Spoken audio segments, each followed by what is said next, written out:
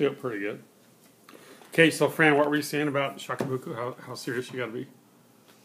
Well, my experience as a new member is when I was trying to do Shakubuku and I couldn't get results.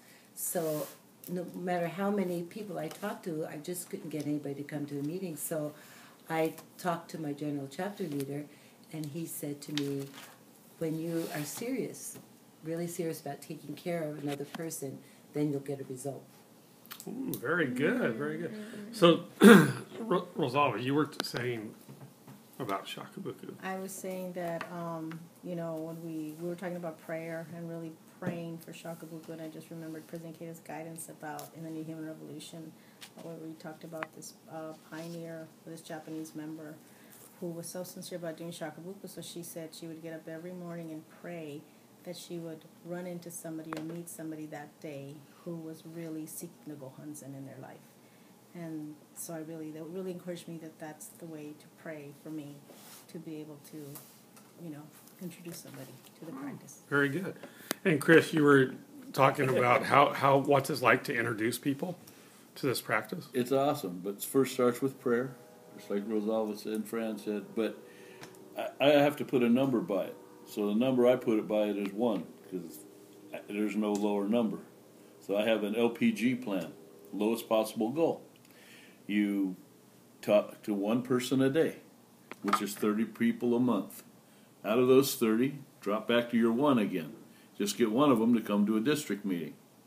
Out of those 12, just get one of them to join. If we did that, we'd double in a year, every single district. Wow, very good. So that's my plan anyway. I can't get lower than 1. Thank you. So then, Nora. Hey, well, I always like to tell people I'm a Buddhist from the very get-go, because it always sparks in conversation, and it's very interesting.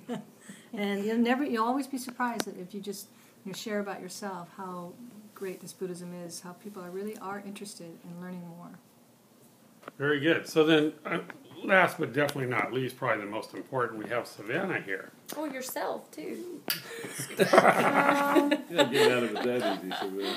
So tell us, when you introduce people, or how do you do it, or what's in your prayer or your heart, or why do you do it? Oh, why do I do it? Well, I think with the state of the world right now, and just around the country, so many youth lose hope, and there was an experience I had just like last year where I was in a class with a young man for 2 months, and then shortly after he killed himself, and it was really, for me, very devastating, because I had no idea. You just can't tell from a person what their situation's like, and I had no idea that he had lost hope that entire time I was sitting next to him, and I swore that I would never...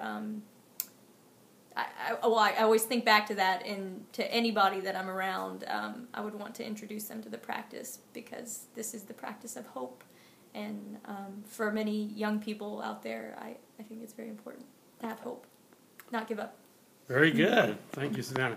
So for me, if we didn't introduce people to this practice, I wouldn't be here.